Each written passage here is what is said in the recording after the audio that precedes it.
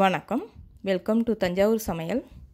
White noodles recipe எப்படி செய்கிறதுன்னு பார்க்கலாம் வாங்க. அதுக்கு தேவையான பொருட்கள்: ஒயிட் நூடுல்ஸ், இது நான் வீட்டில் செய்யலை, கடையில் வாங்கினது தான். ஸ்ப்ரிங் ஆனியன் எடுத்திருக்கேன். இது கூட பீன்ஸ் ஸ்ப்ரவுட், இது உளுந்து அல்லது பாசிப்பயிறு இது மாதிரி முளைக்க வச்சு எடுத்துக்கலாம். நான் கடையில் தான் வாங்கினேன். இது கூட கொஞ்சம் கீரை எடுத்திருக்கேன். இதோட சிவப்பு மிளகாய், இது கூட dark and light soya sauce,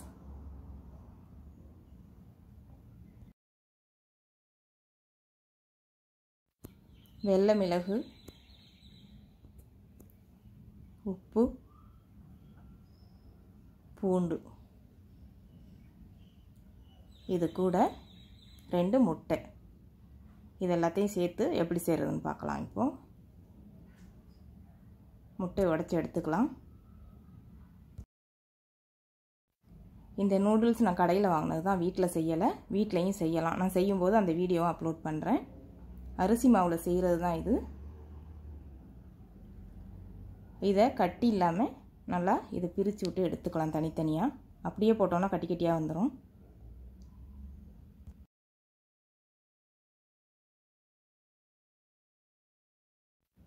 இப்போது இதை செய்கிறதுக்கு ஒரு 2 டேபிள் ஸ்பூன் எண்ணெய் நல்லா சூடானதுக்கப்புறம் அது கூட எடுத்து வச்சுருந்த பூண்டு எல்லாத்தையும் கட் பண்ணி அதில் சேர்த்து பூண்டை நல்லா வதக்கி எடுத்துக்கலாம்.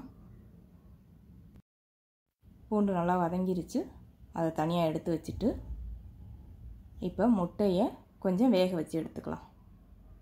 இது நல்லா வெந்துடக்கூடாது, கொஞ்சம் சாஃப்டாக இருக்கும்போதே எடுத்துடலாம். இந்தளவுக்கு வந்ததுக்கப்புறம் இது கூட கொஞ்சம் மிளகுத்தூள், கொஞ்சம் உப்பு சேர்த்து இதையும் கொஞ்சம் நல்லா வதக்கிட்டு அப்படியே எடுத்துடலாம். அவ்வளோதான், எடுத்தாச்சு. 1 டேபிள் ஸ்பூன் நல்லெண்ணெய் ஊற்றிட்டு அதில் 1 teaspoon light soya sauce, 1 teaspoon dark soya sauce, அது கூட 1/2 டீஸ்பூன் வெள்ளை மிளகு, இதையும் இதோட சேர்த்துட்டு இது கூட 1 டேபிள் ஸ்பூன் தண்ணியும் சேர்த்து இதை கொதிக்க வச்சுக்கலாம். இது கூட ஆயிஸ்டர் சாஸ் சேர்ப்பாங்க. எங்களுக்கு அந்த ஸ்மெல்லு பிடிக்காது, அதனால நான் சேர்க்கலை. உங்களுக்கு பிடிச்சதுன்னா நீங்கள் சேர்த்துக்கலாம்.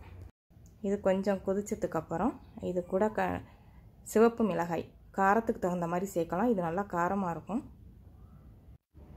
இது கூட ஸ்ப்ரிங் ஆனியன் அதோட சேர்த்துட்டு இப்போ நம்ம எடுத்து வச்சுருக்க நூடுல்ஸையும் இதோட சேர்த்து வேக வச்சிடலாம்.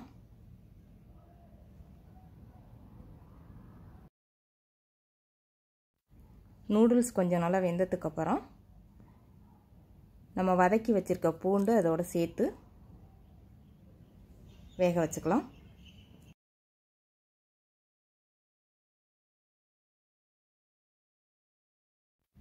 இது கொஞ்சம் சேர்ந்து வெந்ததுக்கப்புறம் இது கூட கட் பண்ணி வச்சுருக்க கீரையும் அதோட சேர்த்து வேக வச்சுக்கலாம்.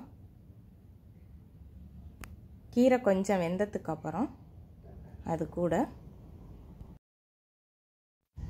இதுக்கு தேவையான அளவு உப்பு சேர்த்துட்டு ஃபஸ்ட்டு முட்டையில் கொஞ்சம் உப்பு போட்டிருக்கோம், அதுக்கப்புறம் இப்போ போடுறோம். கொஞ்சமாக போட்டு செக் பண்ணிவிட்டு அதுக்கப்புறம் பத்தலைனா திரும்ப போட்டுக்கலாம். கீரை பாதி வெந்ததுக்கப்புறம் இப்போ நம்ம எடுத்து வச்சுருக்க முட்டையும் அதோட சேர்த்துடலாம். சேர்த்துட்டு சும்மா லைட்டாக வெந்தால் போதும், அவ்வளோதான், வெந்துருச்சு.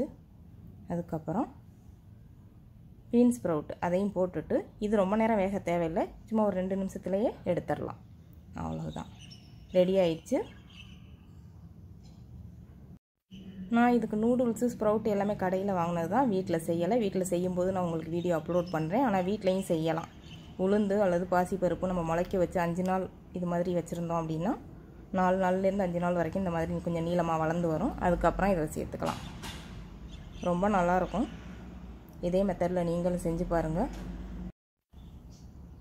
இப்போது கொஞ்சம் பூண்டு மிச்சம் இருந்ததை லாஸ்ட்டாக போட்டுட்டு மிக்ஸ் பண்ணிக்கலாம். அவ்வளவுதான், சுவையான ஒயிட் நூடுல்ஸ் ரெடி ஆயிடுச்சு. இதை தான் சைனீஸில் ஹோஃபான் அப்படி சொல்லுவாங்க. கொய்த்தியாவ் ரெண்டும் ஒன்று தான், பட்டையாக இருக்கும் இந்த நூடுல்ஸு. இதை எப்படி செய்கிறேங்கிறத நான் உங்களுக்கு வீடியோ போடுறேன். நீங்கள் இதே மாதிரி செஞ்சு பாருங்கள். கடையில் கிடைக்கிற அதே டேஸ்ட்டில் நல்லாயிருக்கு. பிள்ளைங்களும் விரும்பி சாப்பிடுவாங்க. இந்த நூடுல்ஸ் அரிசி மாவில் செய்கிறதுனால பிள்ளைங்களுக்கும் கொடுக்கலாம். ரொம்ப நல்லது தான். நீங்கள் இதே மாதிரி செஞ்சு பாருங்கள். இந்த வீடியோ பிடிச்சிருந்தா வீடியோவை ஷேர் பண்ணுங்கள். தஞ்சாவூர் சமையலுக்கு சப்ஸ்கிரைப் பண்ணுங்கள். தேங்க்யூ.